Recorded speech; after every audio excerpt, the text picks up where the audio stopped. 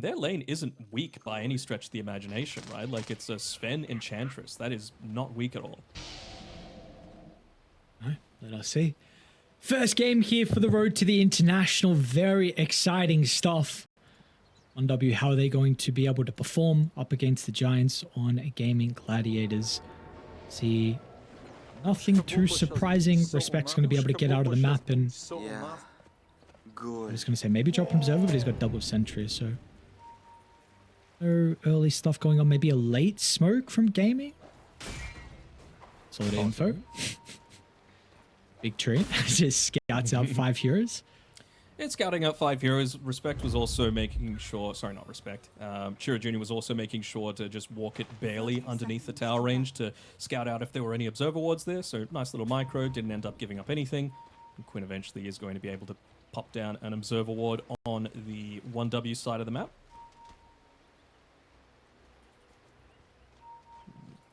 So to me, the way this first, 10 minutes of the game is going to be dependent on A, how well does Chira Jr. go in lane, and can he get into his ultimate to be able to make a rotation onto Ace and look to kind of hinder him somewhat, as well as if you are able to get into those earlier into an early point in the Wrath of Nature, you can shove out lanes very effectively, and you can make a lot of these moves that Gaimin are trying to do a bit more obvious, right? Because if there's creeps hitting a tower and no one's addressing them, it's clear that they're going for some sort of smoke.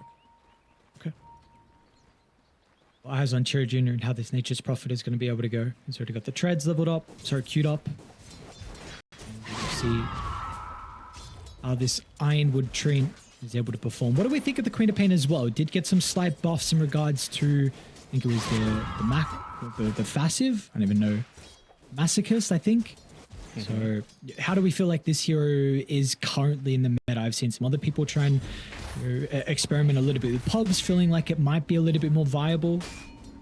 I like the hero overall. Again, I feel like it did address a lot of what Gaimin were lacking in at the time, which was damage. And, if you were looking to try and throw back some damage going the other way when they are trying to go for this Death Ball, something like the Queen of Pain that has the bondage innate ability, it's got a bit of a return damage coming through as well. So you can afford to play a little bit more aggressively, I could say.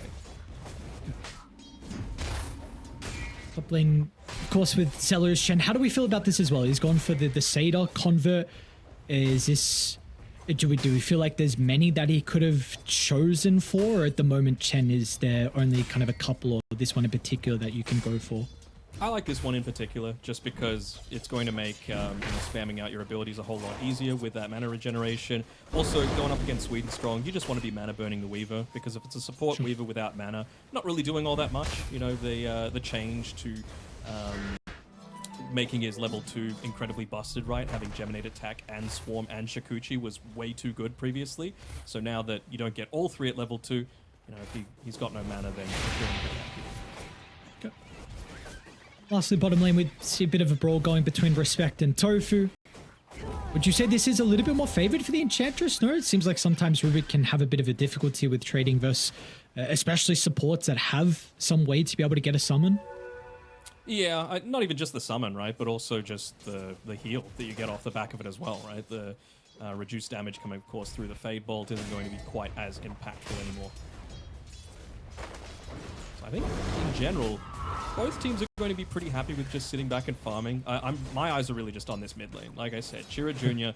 is going to be the key for how 1W are going to be able to potentially open up this game. I wonder if he might even go for a TP back to base pretty soon as well, because he's sitting kind of low. And I don't know if Quinn actually wants to go for like a Shadow Strike build, right? I know you mentioned that, with being able to go back to base, you kind of nullify that, but it doesn't really provide the damage that you need from the game, right? I think he's just going to be a whole lot more focused on spamming out these waves of the Scream of Pain and enabling himself to be able to make these rotations and be those damage dealers once the fights break out. First little objective of the game, we do see the Lotus down bottom going towards Ace top. I think they just got it in time for Sweden Strong as well. Overall, very, very quiet start. Cloud is having a bit more of a difficult time, though, on the Primal Beast. Only 13 last hits at the moment. Creep Wave's in a pretty good position for the Dino to be able to see us relatively well under the tower, but we do see he's struggling a little bit at the moment. Sweden Strong has done a pretty decent job of keeping the wave pushed back. Again, like this is such a strong lane. I really don't see them killing anyone. If you're 1W, right? DK, very, very tanky. Celery, he's just going to be able to give you the weight of numbers, and he's even getting a nice few D wards now. So now the lane is actually going to swing the game in his favor. What do we want to see out of Celery then? Like, if we feel like Diracho is kind of untouchable at top, are we really expecting a rotation pretty shortly through the gate for the Chen? Potentially through the gate, or it's about reaching that time where he might even be considering going mid, right? As well, we speak about Celery, he's the one being dived. Celery in some danger. They're going to have to damage Son at the tower, but it will not matter. They'll probably get a return kill onto Cloud with the aggro getting chained away to Sweden Strong. It actually will be enough to keep Cloud alive, so very nicely done. They'll strike first in our game one. Although, I mean, yes, it sucks that it's first blood. However, Quinn is just going to be rubbing his hands together, saying thank you very much. Might be looking to get a bottle refill potentially for this mid lane because, you know, like we were saying, it's around that timing. There we go. Easy clap. Calculated. Yeah, it's around that 5 minutes. That's what he says. Mm-hmm. It's always intentional. Oh, doing really well, Chira Jr. there. He ended up using the Fortify just to make sure that his creep wave didn't get nuked down. It's also going to enable them to potentially go for a bit of a dive here. Although Chira Jr., he's a little bit low on mana and health himself, so I'm not sure if he's going to go past the tower. I was even keeping tabs down bottom as well. There was a lot of damage put into Tofu along with Ace at that moment, using the Warpine Raider to attempt to help dive the tower. Got a bit of damage into the objective as well. In fact, a decent amount of damage, almost 500 onto it. He's going to attempt jump under. Quinn finds a kill. Doesn't even need the Sonic Wave as well. Now we'll be able to TP back to base. So a solo kill for Quinn's Queen of Pain. Queen of Pain is always very dangerous to have to go up against. Although, I gotta say, when he comes back alive, will he make a rotation towards this bottom side on the Nature's Prophet, right? 5 seconds away, Ace is very low. Retreating towards the safety of his Have they gone too tower. far? Yeah, Quinn's there. Radiant's middle tower is under attack. Seem like he's ready to go for that just yet. Tofu? And Quinn actually made a bit of a rotation. They weren't able to secure the Invis rune as well. So Quinn's actually going to get a bit of a freebie there. Not really giving up too much for that either with Gaimin Gladiators. So very, very happy with that little exchange.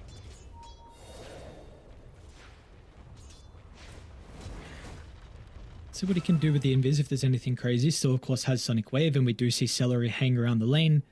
Yeah. Maybe there's a play to be had as Cloud is also aggressively pulling this top wave.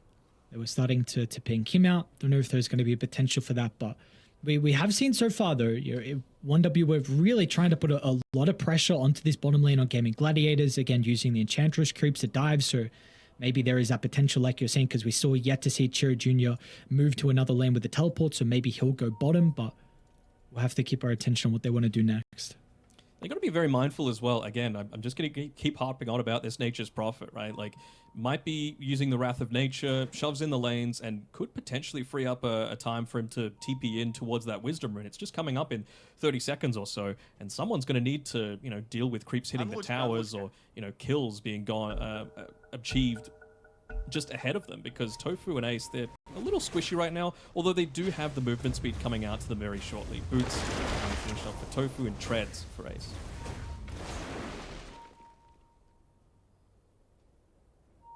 Pause. Yeah. Hopefully everything is okay. Mm-hmm. See Celery starting to move her. So overall, 1 kill apiece, and still the last hits looking pretty even between either side. We will see how they're going to respond on 1W. So because Quinn again is playing very aggressive, and this is enabling Celery to maybe D-ward inside Radiant's triangle, potentially get an Observer Ward down as well. They do need to respond to this because Tower's taking a lot of damage. Yeah, and again, like, this is what Gaimin Gladiators do, right? This is no surprise. He's even going to yoink away the Ironwood tree, but unfortunately dies to the tier 2 tower. Radiant's bottom tower is under attack. Very late response though from 1W. Respect's going to finally move over. With the deep observers that they place though on Gaming, they'll also scout out Sweden Strong, so a lot of reactions from Radiant. This does mean that, of course, Diracho is free farming. This is a top net worth Dragon Knight. You've got Ace as well, who's still bottom net worth out of the cause, but is getting some catch up. Quinn gets the blink away. He should be okay. Although Celery, he's the one that's being targeted right now by Sweden Strong. TP going to come in, and oh no, the Centaur Conqueror ended up turning against him there. So if you're going to focus in onto the jungle, that's going to be the case. And they clean up a few, and they get a nice little D-ward off. So good little rotation coming through, and there are a few people grouped around that mid lane as well. Right as that 8-minute mark is going to come out, will Quinn be lucky enough to secure another power rune? No, respect. Yoinks it away. Where's he going to jump to though? Sweden Strong up to the north. We'll have to go to the right side. No one there is currently positioned, but Tofu though stuck inside the Sprout. Be able to cut his way out, but it will not be enough. Oh, okay, you got to finish your food. It looks like they will be able to with the damage of the Blood Grenade. This tower as well should be okay with Celery being able to drag away the Greater Tree. Nonetheless though, okay, they'll take it back. I mean, it's a lot of damage, and this is the thing, right? You really needed to get off to a good start at the very beginning. Have they got the damage? No, they don't. Now Quinn, he committed to the middle with the blink still on cooldown. Oh no, Quinn thought he had the damage, but not to be, and just the assistance of the facet there. The extra healing from the overprotective Wisp keeps Respect alive. Tower goes down, and now a 2,000 net worth lead for 1W. I was actually going to comment on it a bit earlier, but Chira Jr. loved the Raindrops purchase, right? Like, you're going up against Queen of Pain that has put 0 points in the Shadow Strike. It's all about that Scream of Pain. You're blocking so much damage, right? For only, what, 225, I think, gold to be able to buy it. I kind of want to see it on a bunch of these different heroes on 1W's side. It just feels like an incredibly good item for this game. Durachia might not be safe either. So 1,500 health they're going to have to go through. A lot of armor on the Dragon Knight as well. He's got that Helm of Iron Will. That might make it a bit much. And the Spark of Courage. Everyone. 5 heroes. Sure. Sorry, Durachia. This is a difficult one to be able to escape, and well, he will not escape indeed. They need every single hero to be able to bring him down. This will leave all the other lanes alone. I mean, Ace is pushing in bottom. Quinn's going to be able to snipe Moonkushi's Courier, plus get a full creep wave, and they might not... Okay, they will TP in some heroes to defend the tower. It's just really strong though. It doesn't have a ton of mana to be able to play around with either. So it's really just trying to keep this tower up for as long as possible.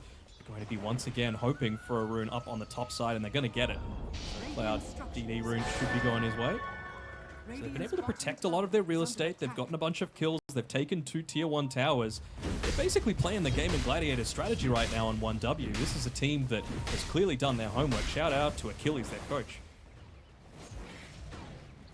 Let's see if this is going to be the advantage they need to bring them into an even mid game. Because we do see that person that you were mentioning in particular in gaming is Ace, who was bottom of the net worth and has caught up relatively well. I mean, it's not Quinn that is fallen a little bit behind, but after getting the tower for Ace, gets close towards the blink. Cloud will TP down before the tower dies, and with the assistance of the Nature's Prophet, there's not going to be enough to keep Slaughter alive. Or maybe nice a stun along with the telekinesis. Ace actually able to slither away. Sweden Strong feels like he can continue the chase. He's going to run straight to Quinn on the high ground, and the burst is almost enough, but the time lapse will come out in time. So the Weaver's able to stay alive. Tower will still go down at the bottom side of the map. So their first objective here for Gaimin Gladiators. It's very rare that you see Gaimin having to rotate that many people defensively though, right? Normally it's them being the ones proactive a lot of the time, and that's going to enable, like, yeah, there's a bit of a net worth difference. It's pretty much on the supports right now, though, right? Look at Respect. He's looking to build into that Solar Crest really early. You've got a Weaver who's nearly building into the Spirit Vessel at quite a good time. So it's going to be really effective against this heal, sustain style that you're going to get with the Hand of God, with the mech coming up shortly-ish for Celery, and, of course, just the DK with the Worm's Wrath. What do we want to see out of the DK in particular? Durachia again is, I mean, we saw that one death prior. Okay, mid lane, Quinn blows up Sweden Strong. This time the damage isn't going to be an issue, but Quinn, oh boy, just, yeah, disjoints the Stormhammer. And, I mean, we are seeing, there we go. Gives him the tip back. I mean, it was a 4 kill streak as well, so that's a nice little injection of gold coming through for Quinn, who, by the way, go on the Dagon. So, if you are going to be the one jumping in, making sure that you're getting value out of the bondage innate ability, just having a little bit of that spell lifesteal coming through is going to be incredibly effective at just prolonging your life in a lot of these things. You can even see from the Ironwood tree, right? It's just stats that he wants at this point. back to the discussion of the carries, we do see Dyrachyo is able to clean up a stack over at the triangle, and still there are no stacks that have been made for 1W. This was a thing earlier with Celery dropping the sentry down, preventing that. I don't think they have tried anyways, so we do see this network lead continuing to go slightly into the favor of Dyrachyo. Will be the Sunj as his next item, and when do we want to see him kind of start to join some of the fights? Because we know the Sven, could be like a blink next item for Munkushi to get involved. What about the Dragon Knight? When do we feel like Dyrachyo is going to want to start to show up to some of these early fights? Let's have a look at what he's getting close to. I mean, I wouldn't be surprised if, hold on, bottom side, Sweet and Strong's going to be able to get away. Once he's got the Sanj, I wouldn't hate it, just because that's probably going to synergize fairly well with Celery getting the mech and Ace having the Blink Dagger, I believe, coming out to him right now. So they've got a bit of a timing here around that 14-minute mark to potentially make a play on Gaimin Gladiators. Do you have a preference on playing the Celery game right now? He's like looking to be the rat himself with his Enchantress. I wouldn't be surprised if he just looked at a lot of Celery replays and modeled his game after that. It's going to be the target of this movement, though. Of course, with the high ground observer, they are well aware of how aggressive Respect is farming, but this is not an easy kill. With 4 points up in the Nature's attendance, they will have to work for an Radiant. They're smoking over, and they're going to be fast enough to protect him and maybe get a rebuttal kill. He's still alive, and where's the team? Finally, they'll come charging into the middle as Cloud has the damage for Tofu. Quinn's going to push them back with a Sonic Wave. It's not enough, though, as Celery still gets chased down, and Ace is now stuck inside the Sprout. With a stun will fly out from Munkushi, and there's just nothing they're going to be able to do. Ace still should die under the 2-2 tower, not actually to be, as 1W will respect the potential of this Slaughter and maybe anyone else to keep him alive. Nonetheless, so we do see how tanky this Enchantress can be. Yeah, small mistake there from Chira Jr. as well. He was standing next to the Illusion Rune while he had the Corrosive Haze on him, so could have yoinked that one away. Instead, Quinn's going to be able to get away with actually finally getting a Power Rune for himself. Enables him to stay out on the map, feel a little bit more safe to be able to just go immediately back to the lane and farm. I like what I'm seeing, though, Dano. We got a very even game. I mean, I definitely would say even myself, I didn't have as high expectations for 1W, and I think you said, you feel like Gaimin the team that you feel like will come out on top here for the international, and we see at the moment 1W really bring the fight to them. I did like the draft, though. Come on, you got to give me some credit. Yes, of course. You did, yes. Sorry, apologies. You did say. That's all right. Yeah, Respect, like, he's literally, like, it's like I'm watching Celery play right now. He's just putting himself out there, being this roaming ward, giving so much space to, potentially play alongside Swedenstrong, right? I love supports that are able to, as soon as they're 6 or as soon as they hit their timings, are able to go for a kill just with the 2 of them, right? And it's not just the 2 of them, because at any point in time, Chira Jr. can look to join in. He's got the Maelstrom now, he's building into the Glipnir as well, so a little bit more of that control that they're going to look to play around. I think they know that he's farming in this quote-unquote safe area, though, because they've made the jump. And it's a perfect read from them, though. Chira Jr., it's going to be the second death of the game here for the Nature's Prophet. And they've got a creep wave that's, never mind, a little bit far away. It's a creep they've actually taken over, so won't be able to maybe convert that into some damage on the tower, but a really good move from them. They might be able to go mid, though. This tower doesn't have a lot of health. Using the Co-op Illusions right now to be able to tank it up. I mean, I wouldn't hate Dyrachyo joining in, and, like I was saying, once he's got the Sanj, once they've got the mech, once they've got the Blink Dagger, they really weren't scared at all about what 1W were going to be able to throw back the other way. So that's just a good understanding of how, not necessarily like playing the player versus playing the hero. When you've got a Nature's Prophet, you know that you can farm in this quote-unquote safe area because you can just TP anywhere. It wasn't safe. Gaimin knew exactly where he was. This time for Respect, it's not safe as well, so they'll get the kill. It'll take a while. Let's see. I don't know if there was any read of the Observer. They've already got a Sentry, so okay. Nice D-Ward as well, so it's going to make it a little bit more difficult for Respect to play aggressively. So we've seen Gaimin Gladiators being able to offset some of the momentum that was being built from Radiant. We'll see what they want to do next. Some of their forces being drawn towards top. Ace, he's only got 1 point in the Corrosive Haze, so maybe this is still enough for them to threaten Roshan.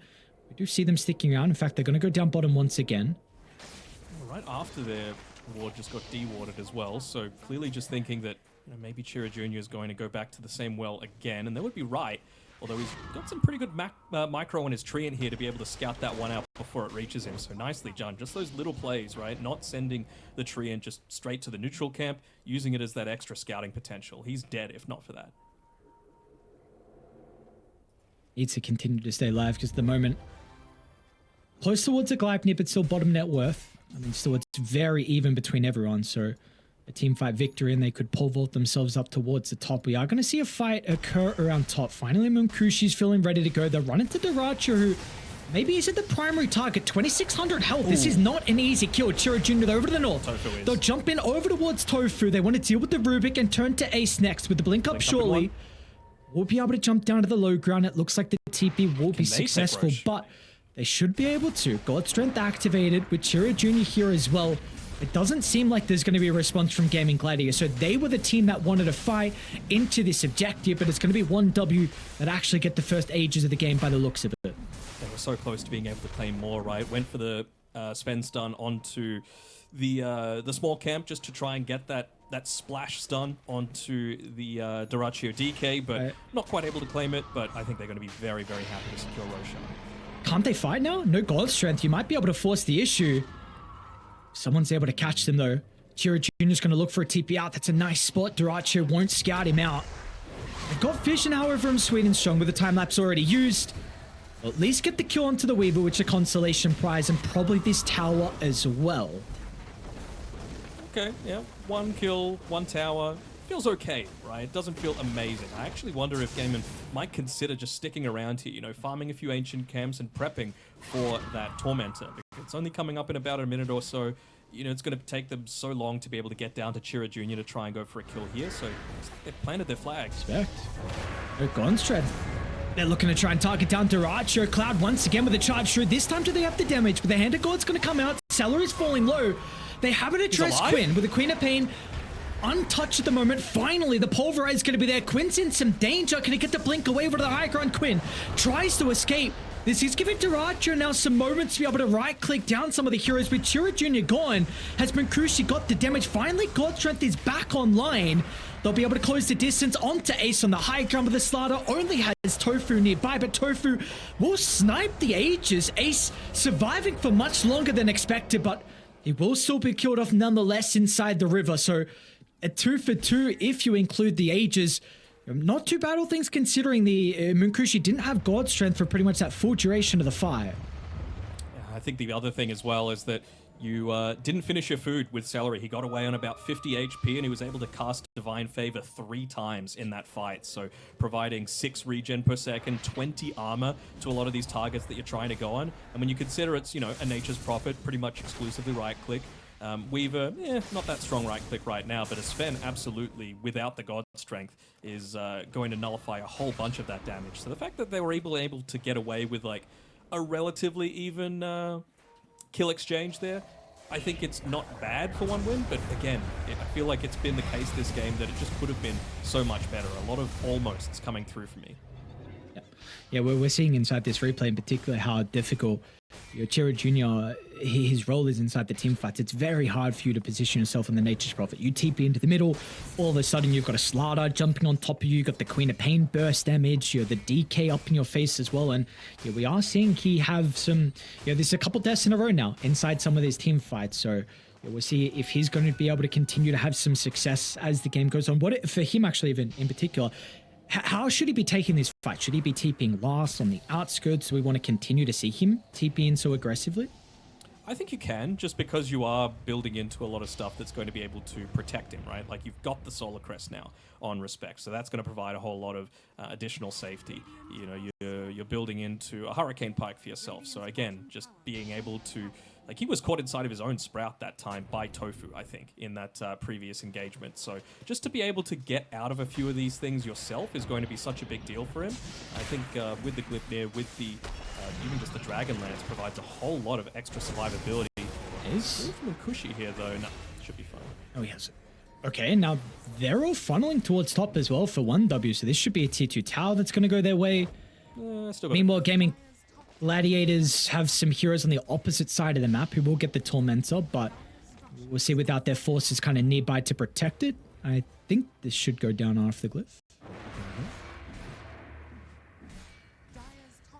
Just trying to think of what you would actually want here with the Rubik. Obviously, it's not an amazing game. Like the Ag Shard with the Warcry would be kind of nice for Tofu to be able to steal away now that he's got the Shard himself. But I think he's going to be very, very happy just to take that Shikuchi for himself. I mean, we were casted some of those China qualifiers. We saw Ponlo in particular with his Rubik. Any chance that he got, he was able to do just a massive amount of havoc. Seeing that maybe they were going to try and force the issue with the double damage rune on Munkushi, but unfortunately there's probably not going to be a fight, at least an opportunity for them to take the fight. So they will actually smoke on 2. Playing behind Munkushi is going to try and shove the wave up. I don't know if They might have Tofu... seen. Yeah. It's daytime, they would have. So how are Gaimin going to be able to respond to this? Celery and Ace kind of clumped up together. Tofu really feels like he's just acting as a smoke breaker right now, using his Watcher vision as much as possible to be able to provide that extra safety. I think we should be able to get away with just that, although Duracho... Quinn's not here. Yeah, and Duracho's hung around for a little bit too long. How long's left on that smoke? Can't be too long, yeah, just about 5 or so seconds. So just playing Tofu's going to run safest first. possible space. Tofu, Going to be able to get the start. Cloud, no, he's not actually. Now Ace with the counter initiation in the middle. This is going to buy them enough time for Quinn to TP in. Chira's indeed. And may have isolated Chira Jr. as well. He is in, and they need to protect him. The rest of the team's going to try and run over, but Chira Jr. still doesn't have the backup. Can you take the fight 4-on-5 now with the BKB? He's going to get activated from Durachi with a turn. Cloud in a lot of danger. Look at the damage start to rain in the crits along with the minus armor. This was just a messy fight. 1W. They tried to take it into the home of Gaimin Gladiators, but now they're going to lose a 4th as well. Ace snipes respect on the TP. And they lose no one. Maybe an opportunity where you catch Tofu at the start, get rid of the Rubik, the spellcaster, before Quinn's able to get there. But that is not to be. An incredible fight for the boys on Dire. I mean, if you ever say that supports don't decide games, just watch that replay, right? Tofu in the perfect position, not only to be able to protect his carry, but also scouts out the smoke, gets away himself because he's already got the Shikuchi stolen. He was right in the right place in the mid lane as well, putting his life in danger to be able to just force a little bit of pressure away from that lane as well. He is an exceptional player, not just on the Rubik, but any sort of hero. And yeah, Chira Jr. might have just gone in a little bit too deep there. They've got the Deep Observer Ward to be able to provide a little bit of extra safety to him, but it's not like this game and lineup where you've got, you know, the Greaves, the Hand of God, all this other stuff to be able to protect him. It's pretty much him on his own if he's in that deep. I mean, he's still 3rd in net worth, but we really see him have a difficulty to stay inside some of these team fights, and you know, maybe the damage is going to be a little bit lacking now with the Crimson Guard picked up from Ace as well. Could certainly see that. Although you are going up against an Enchantress, right? So you can dispel off the Crimson Guard. That's always going to be a factor. So maybe Respect is just going to be holding that up until it's used, just to make sure that you always do have that turnaround potential.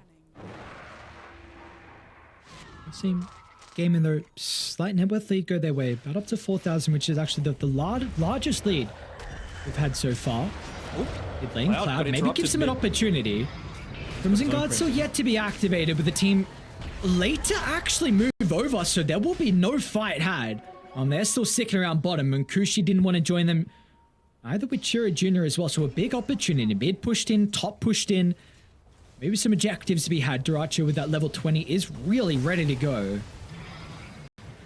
Is indeed, and look at his item build as well, right? He's gotten into the Daedalus. I was saying he needs to be a little bit more farm-oriented, not play the Duracho way, just putting himself in harm's way a lot of the time. And he's sat back. He's got to, like you said, that level 20. He's gone the extra attack range as well, so he's your big sieger. And I just want to point out as well a few of the itemization choices as well from neutral items. DK going the Light Collector, so he's not going to get isolated inside of a Sprout from Chira Jr. You even got an Iron Talon still on Ace right now, so he's always going to be able to just chop that away, not only with the Iron Talon, but his Quelling Blade as well. It's a very interesting move. Yeah. Difficult to read. You've got Duracho off than you would expect. Probably the team's playing behind him when he's sieging this aggressively onto the tower. Everyone else is going to sweep to the right side of the map. Unfortunately, they will not be successful with this. Everyone There's 3 Got the heroes tower, back though. inside the base. And that's the main objective, right? Like, you got the tower. That's what you were looking to accomplish there. And you know, no one again dealing with that bottom lane, pushing in makes the rotation a little bit obvious. But I think 1W are very conscious of the fact that, okay, well, we haven't taken a few fights on our terms. We really need to try and set up around this Roshan right now, because that is the next key objective. It's up in 2 seconds. Quinn just missing out on that scout out there. The train is scouting Celery. I don't know if there's going to be much they can do with it. It's not bad indeed, but the rest of the team's starting Roche, and it's falling fast. They need to go soon. A little slow. What's the call? 1W Moonkushi, can he enter the middle of the fight? They're going to try and go to the north this time, once again onto Celery. But they got the damage they do. They're going to commit everything to bring him down. They'll deal with the secondary support as well, but now the cores, they've gone uncontested, but Quinn's stuck inside the Sprout. He'll go down, but Duracho, this Dragon Knight with the buff up of the Corrosive Haze, they'll be able to turn over Chira Jr. You know, the Nature's Prophets had a difficult time inside the team fights, and this one is no different. As Gaimin Gladiators, they stuck around the Dragon Knight, and they should be rewarded as well. Another kill over to the east, Ace and Tofu combination together. As we saw 1W this time, you know, you were able to deal with the supports to start, but it just didn't matter. The cores, in particular, Duracho, are too far ahead. I think they're just second-guessing themselves too much. A bunch of these rotations have just been a little bit too slow for mine, and Gaimin Gladiators, their minds click instantly. They say, okay, this is what's happening, let's make a decision, and let's make it right now. It's what sets the good teams apart from the great ones. I think Amar is another one of those players that just instantly commits to an idea. And for them, you know, that previous rotation towards the enemy triangle, the rotation there to try and contest Roshan, if it was even like 3 seconds sooner, maybe they don't continue in there to commit to Rosh. Maybe you know, have an outnumber for a little bit longer time, but just because of that slight delay, it means that not only do you lose the Aegis, not only do you lose the Roshan's banner, but you also have, I think it was a 3-for-2 trade going against you.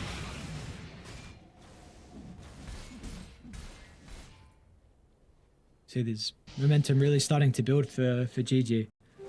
Back-to-back fights, Duracho starting to get untouchable. Satanic queued up for him next. See how they're going to... You know, this is one thing about these players and teams that do not have a lot of experience. How are you going to be able to slow the game down and find a fight that might work in your favor? This is the fight.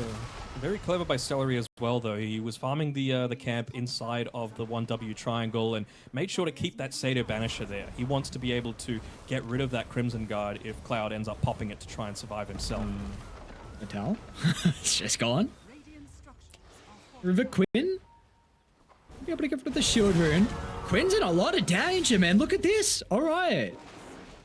And again, this is prior to the level 20 talent on the Nature's Prophet. So that is a big pick-off to be able to not only delay out that Aegis, but to get a lot more net worth and, more importantly, experience going the way of the NP. They're going to follow... not going to follow it, but they know where GG hunkering down right now because of that career. They're actually just going to walk up onto the high ground. Is this the right choice? Ace isn't bad.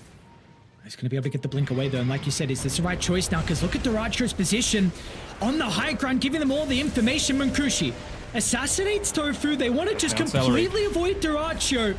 And that will result in a successful team fight for them. And now with the Pulverize being used, Duracho should be able to TP out in the cover of the BKB. Quinn is such a big amount of their damage, dude. They gotta make sure that he is there for a lot of these engagements. And they're not even going to waste the God Strength as well. Just instantly nuking down that Tormentor. Not the greatest one to be able to give over. The Rock Throw doesn't feel amazing for Cloud, considering, you know, his role in this game to really be that durable bruiser, I guess you could say. But with those kills, he's finished up the BKB for himself. He's got Pulverize rank 3 nearly ready, so it's a lot of extra damage that they're going to have coming out very, very soon. In regards to the itemization on Munkushi, actually hold that, Chira Jr. Ooh, okay, far out. Very nicely done. Do we like the AC from Munkushi, or do we feel like you would prefer a little bit more damage out of this fan?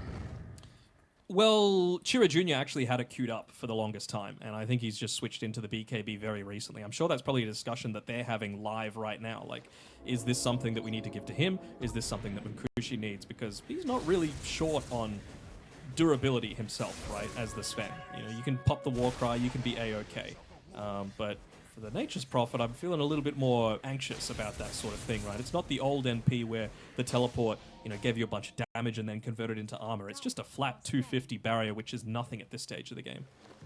It seems like they're fully willing to just commit to him as the full-on glass cannon. I guess with the Vindicator's Axe, he can feel a little bit better about things. That plus 20 armor if he's stunned, and they've got a few stuns on GG. Stuns are starting to move towards bottom, Sweden strong. Radiant's bottom tower. A bit of a pest trying to shove up the wave. There is a creep that has made it towards the T2 tower. Duracho should make quick work. It seems like they're fully willing to just commit to him as the full-on glass cannon. I guess with the Vindicator's Axe, he can feel a little bit better about things. That plus 20 armor if he's stunned, and they've got a few stuns on GG.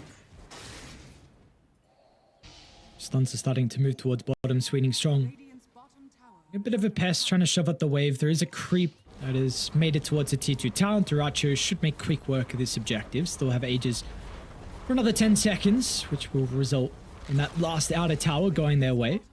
He's played pretty well as Sweden strong. In 9, 4, and 6, he's level 17. He's built into an Atos for himself. Looks like he's going for the Lotus Orb because they are very single target focused, particularly with those stuns that we were talking about. They're going to need to defend that tier 1 tower a little bit. And like you said, Aegis reclaimed, so it's like GG feel that they've got enough out of this. What's Duracho got coming out to him now? Has he got the Satanic finished already? God damn. Man is farmed. So, yeah. Yeah, his boy is huge. 24. Looks like he's going to buy the recipe for the Aghanim Scepter as well to free up an item slot. You do see, here's the thing though. He has pretty much all the net worth advantage here for Gaimin Gladiators. So if he's unable to right click inside some of the team fight, I don't think the game plan ever is to go for Duracho, right? Because we've kind of seen the success has been deal with the support. So we'll see. How do the fights need to look differently as well for GG? Because the last one in particular was they just sniped Quinn, and then without the damage from Quinn, you were saying the fight just looked a bit different. Yeah, I think you got to just dangle the right sort of heroes on the front lines, right? And it's really just going to depend what... Sorry, I'm looking at Tofu nearly dying to the Tormentor. It's really just going to depend on what tools you have. Like, if Tofu has the Shikuchi, it can be him, He's got the Dandelion Amulet. He's got the Solar Crest for himself. He's, got a Chen to be able to help him out a little bit. You don't want the Chen to be jumped on first. You probably just can put the DK out there, right? And force them to commit onto you. I mean, you've already taken all tier 2 towers, so maybe it's even just going to be a game of waiting for the next Roshan, getting a free... What will it be? Refresher, Ags, whatever it is. It's just going to advantage GG so much more to enable that high ground push and just playing around Duracho. Basically force them to respond to him rather than avoid him entirely. Which is something we have seen so far that they haven't really done. That top tier 3 tower went down up top very easily. Ace, I'm going to scout out Sweden strong, but has time to already get the time lapse away. He's fine. Yeah, we did see, of course, some of the other towers and even mid when he was starting to beat into it. 1W didn't really want to do anything versus Duracho, so they do get that Aegis and they do get that opportunity to group up. Could be some trouble. It does look like we're going to start to see GG start to play together.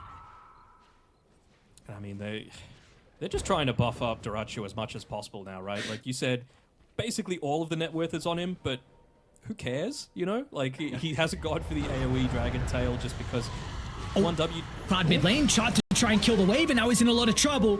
The BKB, is it going to be enough? He ran into the trees, Cloud! What? He could have kept running. He's going to try and TP out. Will he escape? Do they see him, Cloud? He makes it out. Now, respect. I don't think he's going to be able to make it out. Looks for the sprint down to the low ground, but Duracho can hunt him. This is a kill right in front of the tower. They can lead this into objectives. That is a big mistake from 1W, and GG are a team that you give them this opportunity, they will punish you. Is that Glyph is going to be able to deal with the siege creep wave right now? Sweden Strong just sending out a few of those beetles as well, but it's not going to hold them back again. Duracho, he's got the extra regen. He's got a Solar Crest for himself. Just rally around him. Why not? They're going to try and fight. Sweden Strong is looking for the supports in the backline. Me on Cloud and Makushi smoking all the way around. Look at the vision Sweden Strong has provided them. Quinn tries to disrupt with the blink in. Makushi targeting down with the Queen of Pain, stuck inside the sprout with the leash. Makushi finally able to get the right clicks out. Is it enough? Quinn falling low with the blink. It's not going to be there in time. Eyes on Duracho. What he's going to be able to do with the stun lock. It is perfect. Or is it Sweden Strong? Time lapse out of the last second. Tiro Jr. also looking for the TP. Ace has got the stun. a millisecond short. He's going to be able to escape as well, but they may just go back to the high ground here on GG. Yeah, you've used a lot of your tools right now. You don't have the time lapse for 20 seconds. Most importantly, though, you don't have the Sven. Like, what is stopping them from just hitting into a lot of these towers? Chira Jr. putting himself out there just because there is no one else right now, and we very rarely say Dyrachyo is hard carrying this game, but they found man Tofu. is doing it. Cloud now in the middle of the team fight. Chira Jr. being able to right-click freely. Ace, they'll be able to deal with the starter. Cloud might be able to stay alive as well, but the force half close to the base. No, they get the crits. Cloud at least is a buyback sweet and strong time lapse in, but Sentry already laid down and a quick response from Tofu's telekinesis. I don't think you could ask for a better start to a tournament than this for GG, right? Like, they have just done amazingly well. Even just with the Aghanim's blessing on Dyrachyo, he doesn't care about the sprout. He's just happy to move on forward. Look at him! Look how tanky! Oh my god. And this is just going to be mega creeps. Walk it down. It might have taken, 10, 15 minutes longer than the usual GG sort of play, but eventually they would not be denied. Okay. Flies out. Nice leash, bro. Jiro? Sure, TP'd into the lane, but everyone else retreated over to the outpost. Nakushi's going to try and tucker them down. It's a pretty decent stun onto 2. Now, but the quad held into place as well. Quinn in some danger, but they're lacking the damage. And we've seen that be the case onto Dyrachyo. Dyrachyo does not care. Stands his ground. They just don't have the answers towards the Dragon Knight. He's going to go uncontested. It's only one death for him. They'll be able to deal with Tofu, but it just doesn't matter in the end. This goddamn Dragon Knight, Dyrachyo has made it look flawless so far, and they might be able to get respect. Ace is there in the nick of time. Respect will go down as well. That should be it. A minute without two of your cores. Mega Creep's already down. Dyrachyo beyond godlike. 12, 1 and 4. It's been an amazing game for him so far, and it's just I don't even want to say it was a lack of respect. Again, it was just that the lack of a killer instinct, I guess you could say, from 1W, right? It's most of their first TIs. They just want to be able to do the safe thing, but oftentimes the safe thing isn't going to get you the win.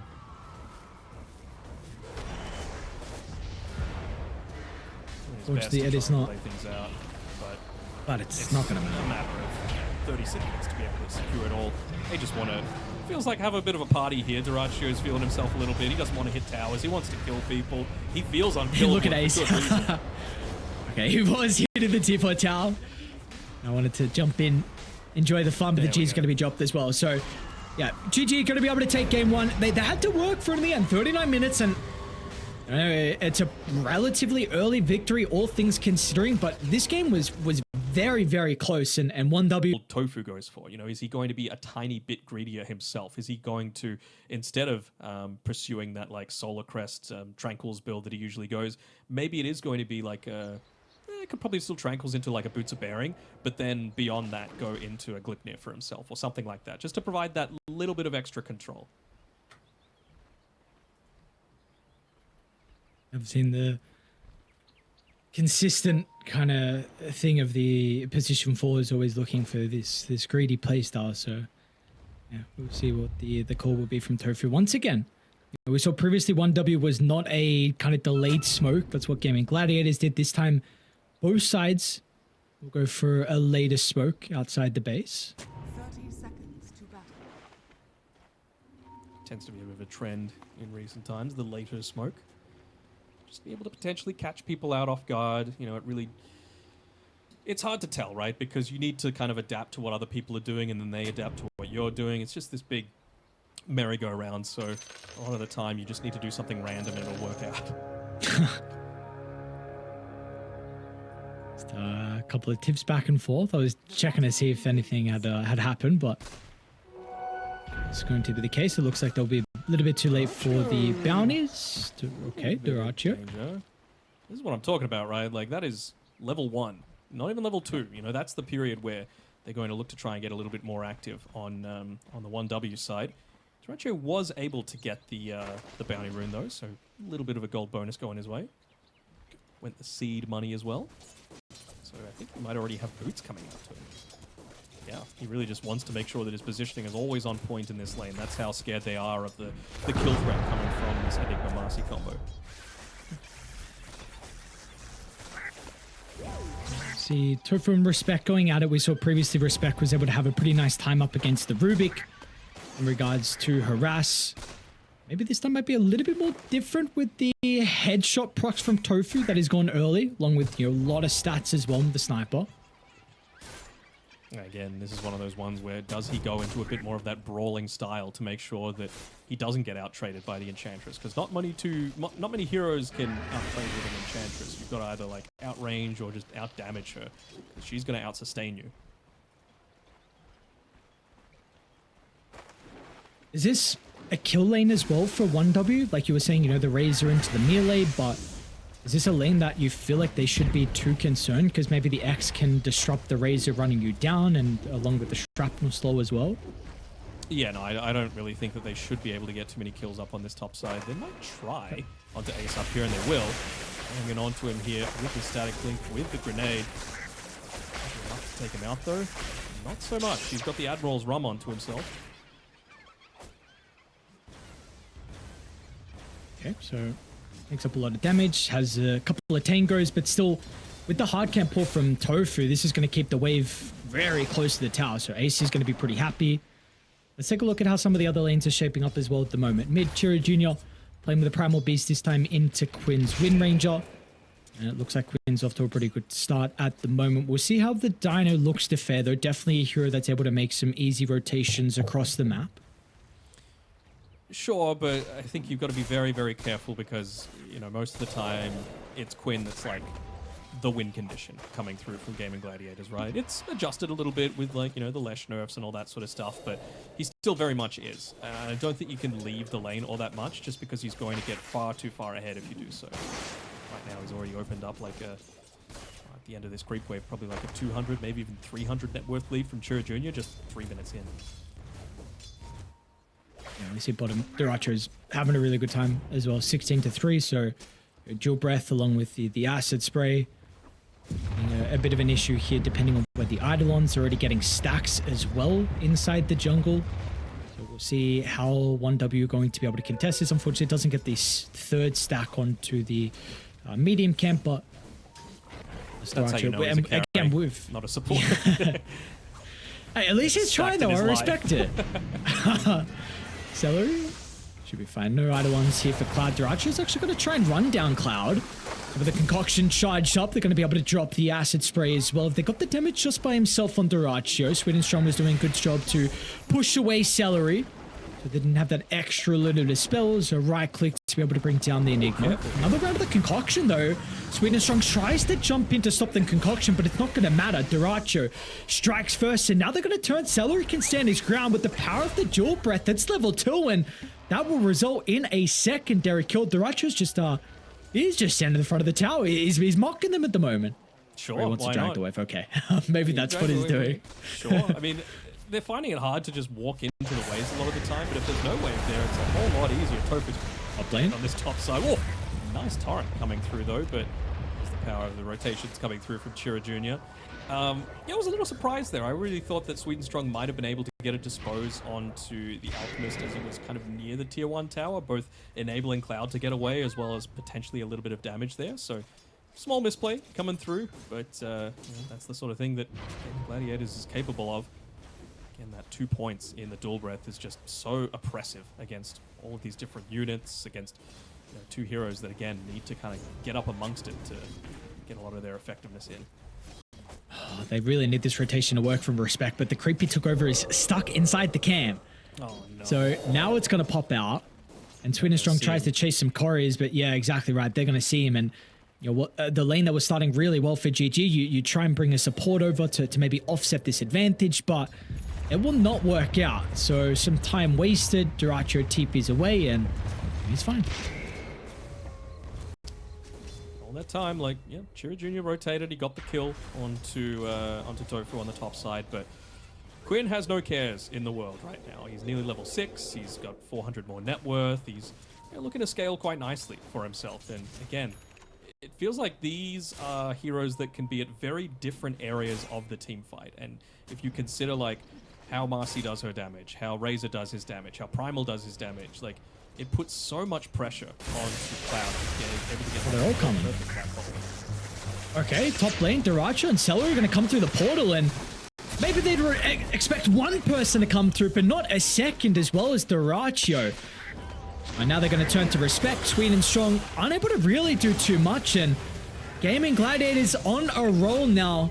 Can start to get pretty scary. All of a sudden, net worth lead up to 3,000. This is what I was talking about in terms of like effectiveness of this draft. It just feels like they cover a lot of the weaknesses that the 1W draft has. It feels like they're not unkillable, but it's going to be very, very hard to like divide and conquer here, especially considering the style of Kushi is willing to commit again here onto Ace, and what a torrent, being able to just stop him in his tracks. The kind of bonus movement speed from that new innate with the Admiral's Rum, along with the phase boots, we saw he was able to get out of range of the static link as well with the help of the torrent. So I'm going to think about maybe poking Munkushi down. Respect will move over. Enough of a deterrent to push them away. We've got a rotation out of Chira Jr. with a haste rune as well, so it looks like it's unnecessary to get the kill onto Tofu, but he might even think about Ace, but not be the case, so he'll charge on forward, take out his anger on a courier. Sure, why not? They'll be able to get at least this 7-minute wisdom rune for Ace, so getting him closer to that ghost ship. Again, if they're looking to commit very heavily, now you've got ghost ship plus ice path plus, you know, torrent. That's even without like concoction being considered as well. So it's a lot of stuff that you're going to have to avoid on 1W to be able to make it work. I'm just not so sure that they've got the draft to be able to do that. You know, a lot of their heroes are very committal.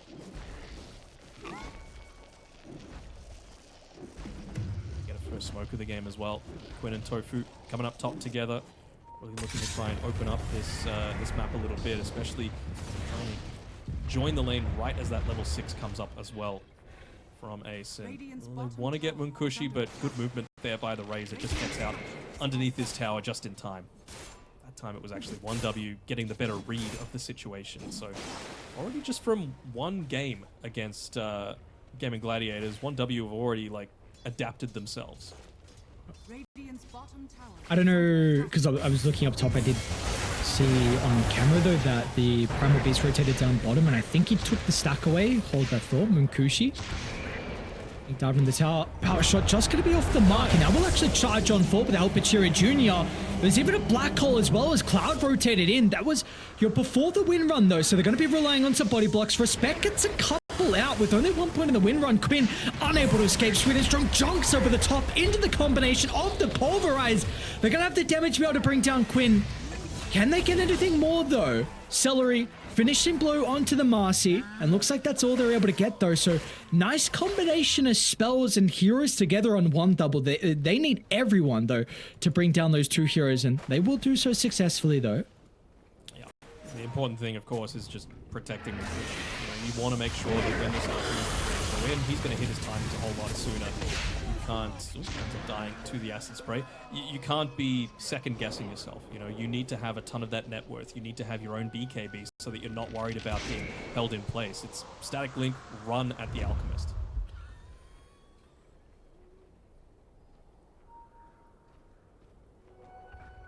See if they can strike back here though from GG. Smoke again.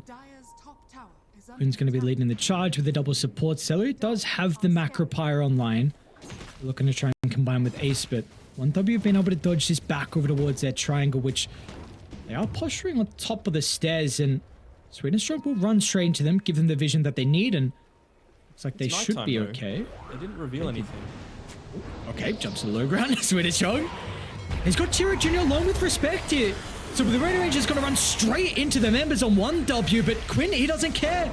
They don't have enough to deal with the mid laner, and now Sweet and Strong, he's going to be caught out in the tree line as well. So another bit of a messy engagement. I thought it maybe would have favored 1W with the Primal Beast and Enchantress together, running to the high ground of the Wind Ranger, but not to be with them lacking the damage. Now Quinn has a DD as well. They did see the Observer Ward placed down just because of that sentry quickly dropped by Sweet and Strong, but it's still another kill that just goes their way. Another couple of kills actually that goes their way. They're probably going to be able to transition into something else, although really not wanting to give up too much of their map here on on 1W. We're going to try and protect that tower as much as possible. They're still holding on to all of them right now, realizing that, if it does get to that late game, you would probably take the Enchantress and Marcy combination versus the Jakiro Sniper. So, just getting them into the stage where they're very scary, getting the Razor as much of this map that is able to be farmed as possible. And that map is starting to shrink for Munkushi, especially with the rotation through the portal. Dire are scanning. Nice scan though, really good read. Munkushi's going to be able to avoid the gank, and which could have been a very big pick-off for Gaimin Gladiators, because we see, the involvement so far up the Racho, 4-0-1. That kill may have continued to put Munkushi further down in regards to the net worth, but he's able to avoid that. Does look like tower's probably going to slowly go down unless there will be a response from 1W. Radiant structures are fortified. Do like the fact that Quinn's gone for the Whirlwind for his facet as well. You're going up against a bunch of Eidolons, you're building into a Maelstrom anyway, you're going up against that Enchantress, so it's actual ways to be able to deal with a bit of a zoo that they've got coming at you. A couple supports pop out of the tree line pretty shortly. Respect. Giving them some of that vision they need. They'll see Celery. And they're going to make the jump. It's off the mark from Sweet and Strong. A little bit uncharacteristic, especially from his Marcy, one of his better heroes, but he's going to be able to avoid the jump. And now with the fight over the power rune, look over the Primal Beast Sway. This is a tanky hero. Maybe he's not so tanky. Okay, never mind. Everything dropped. He's gone. And now Sweet and Strong's going to die to the Assassinate as well, as Quinn's not done. Rooksfire was still running for a little bit as Ace is trying to get in range for the X marks, and he will find it. Another drag back, and look at the Racho here for the cleanup and to get involved in the tower. And Primal Beast thought was going to be a little bit tankier, not to be. And now GG, a lot of map control going their way. A lot of map control going their way, and I really feel like 1W thought that they would be a bit more on the front foot this game. Just the Boots of Bearing first item choice from the Enigma, really trying to enable both the Primal and the Marcy and honestly the whole team to be able to dish out their damage. But right now, they're just melting. They don't have any of those defensive auras that they're looking to try and play around. You gotta say Ace doesn't have it yet either, but I think he's got a Blade Mail coming out to him very shortly. So again, that's another one of these ways where he can't be the one that gets static linked anymore. You're just going to end up taking out your own life if you're Munkushi. Is it too late to slow down this Alchemist, Deno? Because I'm seeing Duracho's net worth, and I don't know if it's going to stop anytime soon. Yeah, no, I'm not sure it is either. It feels like he's just kind of in his groove right now on the Alchemist. And does he have a bunch of stacks for himself? Absolutely he does. It's Celery and Tofu that he's looking to try and play around. So this is only going to go from bad to worse from 1W. Just use the concoction for a little bit of that extra damage once it pops on itself. Max efficiency for Duracho, big reason why he's top net worth. And we see they are eyeing up Chiro Jr. once again. The Ice Path Macropire with Quinn was enough previously. This time they're going to be a little bit off the mark here with the Ice Path. So Chiro Jr. is going to be fine. Another fight for the power room, but of course, always see Gaimin Gladiators bring the numbers, and they will get lucky again. It's only a regen. Quinn will still be happy with that, closing in on the Maelstrom. Maybe giving Duracho a wisdom rune as well. They're just saying, it's your lucky day. Christmas has come early, my man. Everything goes to you. Stacks, lanes, wisdom runes, whatever you want. He is paying them back tenfold. 4-0-2 right now. Nearly finished. They step too far forward. Let's see if they're going to be able to bring him down. Sweet and Strong runs towards the back to try and make it a bit of an issue for the support to protect him, but with the Assassinate, they'll deal with Munkushi. Now is there going to be a lack of damage? Ace tries to step out of range. Meanwhile, Quinn, there is a threat of the Black Hole. Cloud continuing to cancel it. Not going to be able to get it off, and Quinn steps over. They do have another round of the Onslaught up in a couple of seconds. Quinn won't be chased down, though, with Celery positioning Ice Path to protect him. It looks like they're going to go for the easier target instead, as the Chikiro puts himself on a silver platter. And 1W will be happy with that. It will indeed, and it was one of those cases for Munkushi, though, that he ended up static linking the Blade Mail Conquer. It was a little deep. They punish? No, it didn't, but did he get over the cliff? Oh my god. He didn't make it. Oh my god. I wonder if Quinn's going to go through the Twin Gate to try and help him out, or if he feels confident enough with that Chemical Rage popped to be able to get away with his life. Looks like he will be. But yeah, Munkushi ended up just killing himself with the static link there onto the Blade Mail Conquer. Probably would have lived even through the Assassinate if he didn't end up doing that. Aggressive posturing from Raiden in the mid lane is going to result in a kill onto Respect. They were smoking down to bottom to get their Archer, but now they're going to turn to mid. We saw this previously in last game where Respect was able to stay alive long enough, and it's going to be the case once again as Cloud is ready with the Blink Black Hole. They've got to be cautious if they group up, and Gaimin are doing a pretty good job to split away.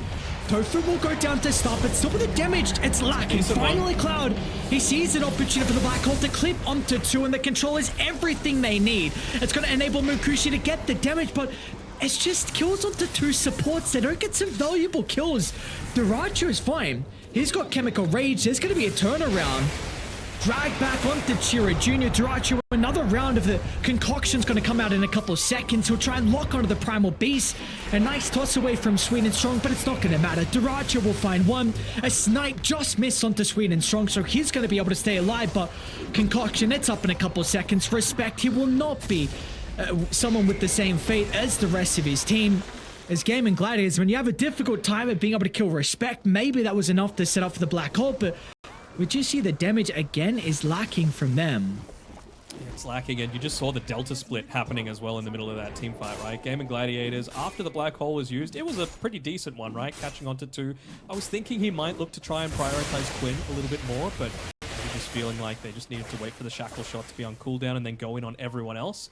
But yeah, like, all of the damage is centered in around like this one tiny area, and if they all split apart, that damage goes away. You just saw how unkillable the rest of GG were once, you know, that This is Black too Hole. messy on Tofu. He probably will get the kill, but it's now closer towards the T2 tower, and yeah, Chira Jr. drag back with the X, Duracho, an Alchemist who's going to be 6-0-4. I mean, the involvement we are seeing out of him is incredible so far in this game. Already got the Blink Dagger as well before the 18-minute mark. It's coming a bit of a procession here, Ares, and what is next for him, really? I'm not sure if there even is value out of the BKB, just because you are going up against the Black Hole, you're going up against the Pulverize, you're going up against the Static Link. It feels pretty good against a lot of that other stuff, so what do you even go? Like, is this a Radiant's top tower AC kind of game? Maybe. It's just going to be good anyway. I could go the AC there after the BKB. Go the safer route at the moment. 9,000 net worth lead. I'm gonna look to go once again. It really does feel like these cores are pretty much unkillable though, doesn't it? Oh That man. Blink. This time they found Munkushi. And Munkushi, I mean, this is a carry Razor. Goes down with ease. They're already looking for more. Respect's going to be able to hold them back, but the righteous Alchemist knows no fear. Yeah, not even opting to hit that tier 2 tower. He wants to farm, he wants to find people. Down across the map is Chira Jr. just trying to farm as many waves as he can, try and cut them, force GG back as quickly as he can. Little Duracho revealed on the lane, yep. So they end up getting a kill, but we're still getting a decent amount of map control taken away on one win.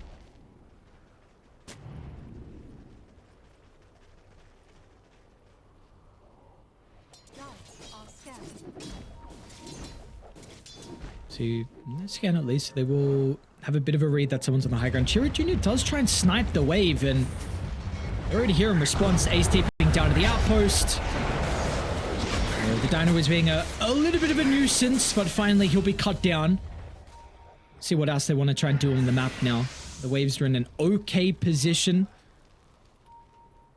It's the kind of thing that you have to do at this stage, right? Like, you're not going to come back playing normal Dota. You got to try and risk it for the biscuit. You got to go cut some waves. Maybe not have it be Chira Jr. be the one that does that. You know, Respect wanting to Enchantress who do a little bit of lane cutting himself. You saw how long it takes for him to be able to... Uh-oh, they're ready. Yeah, he'll be fine, but maybe not afterwards. Duracho finds the stun up to 2. And again, Munkushi is going to be the initial target. They've got the slow things to the corrosive weaponry. That helps Celery get into place to land the ice path. And yeah, Duracho, this is an incredible start to him.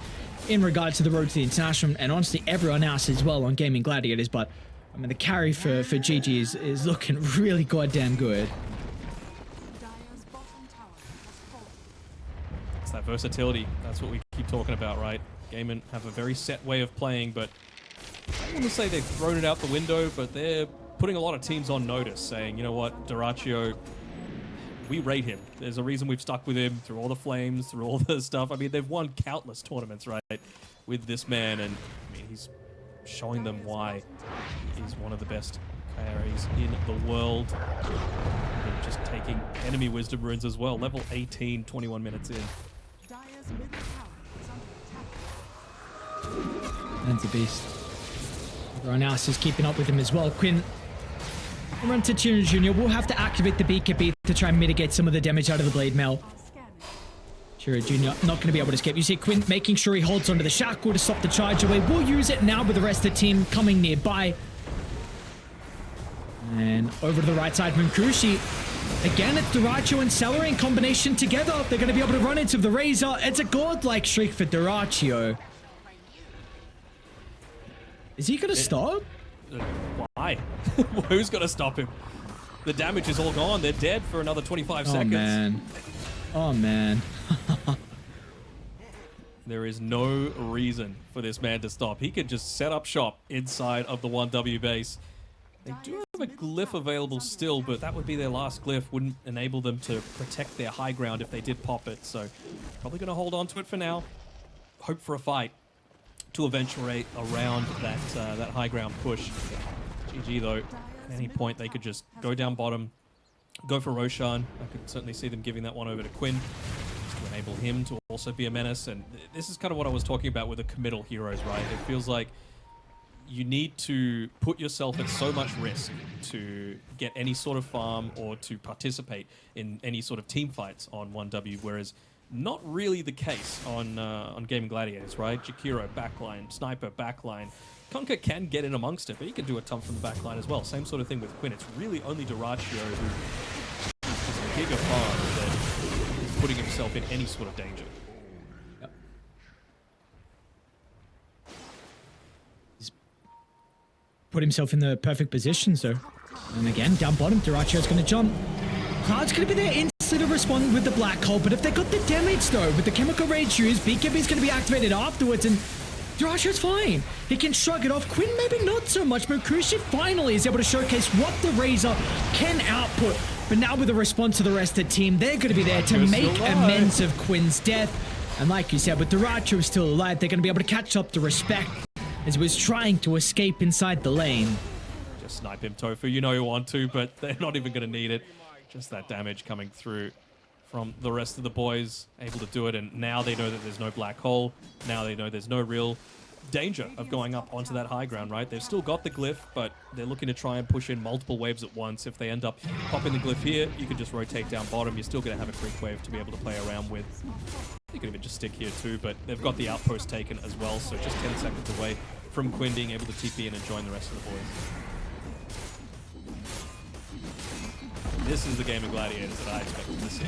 Game one, first 20 or so minutes, was a bit of an aberration, a bit of an exception coming through. But you know, this from start to finish, from the draft to the play style, this is what I was hoping to see.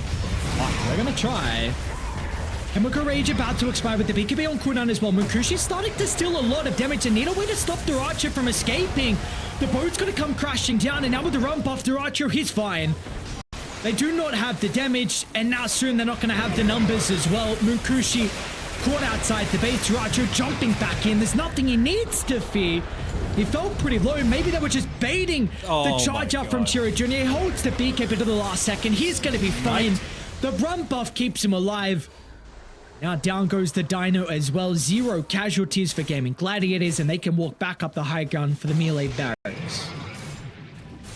Just the melee barracks, probably a second lane worth as well, making sure to take that range racks first, not wanting to give them the refresh of the glyph until the very last moment. We've even got siege creeps coming out now as well, with the 25-minute mark coming through. Although they will be a little bit more careful, I would imagine, with the black hole coming up in another 30 or so seconds, with Alchemist having pushed back for quite some time. keeping an exact counter on that black hole cooldown, right? Under attack. Commit for another 20 seconds, why not?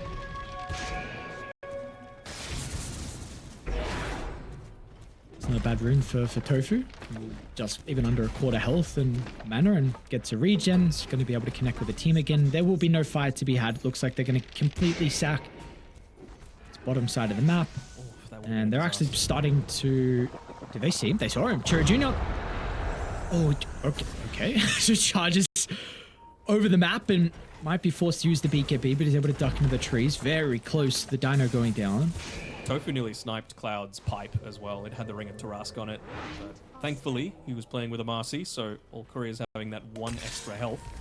Ended up saving it for now. But again, it just feels like you probably needed the pipe that little bit sooner, right? You needed to be able to withstand against this damage coming out, this ranged, non-committal damage from Gaimin Gladiators, so that Munkushi could get into his BKB, which he is still 500 gold away from. Roger just knows, dude. He just knows wherever you are. Mm-hmm. He'll be watching you. Risky farming is his game. Like, he knows Yeah, exactly true. where people are looking to go, exactly how far people want to try and push it. That was the MO, honestly, for Dyrachyo for a while, right? There was a lot of planning Dyrachyo moments, but he was just playing them to such a fine line where he was making space for everyone else. Sometimes a bit too fine. Like you said, he knows. He has an incredible read on where people are positioning, and we've seen that really be the case so far this game. I mean, this has been a masterclass performance on the Alchemist. 11, 0, and 11. Well, he's only died once, right? He had that one death in game one, so the DK now in combination with the Elk game, this is a really incredible showing from him. Very impressed. He really is the modern day Eternal Envy, isn't he? Like, the 50-50 coming through is kind of the way that Dyrachyo was playing, but he's playing like a god this series. He's just waiting for anyone to show themselves and start charging up that concoction. Never mind, just goes and starts blasted into that tier 3 tower. No glyph available for 1W. They have to make a move right now, and they still don't have the BKB for Razor. He's going to need to sell his wand or something just so they can fight into this. They're going to go soon. They do. Buildings are falling. They'll try and jump the front along with the backline, trading some chaos to set up for a big black hole. Cloud is trying to find the opening, but Quinn, he's able to finally run into the Enigma, so with the attack canceling the blink, Cloud just has to use the black hole, but it's just not good enough. He needed a multi-man ultimate to somehow bring them back into this game. Munkushi is only stolen 50 damage as well, so it's not enough for them to turn the tide. Dyrachyo can soon jump back to the middle. It might not even be required. They are just crumbling. The net worth lead, it's too much for them. G's are going to be dropped, and Gaimin Gladiators will start their run to the road to the International with a 2-0 victory over 1W. Well-deserved 1W, not able to get the 1W at the end of the day, and yeah, what a performance, what a clinic put on by these boys. A couple of home country